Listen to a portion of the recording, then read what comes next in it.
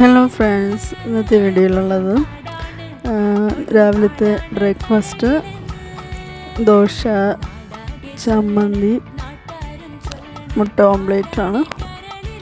എന്നാൽ ആദ്യം എണ്ണ ഒഴിച്ചിട്ട് കടുകാണല്ലോ ഇടുന്നത്. ഇത് മറന്നു. കടുകിടാം.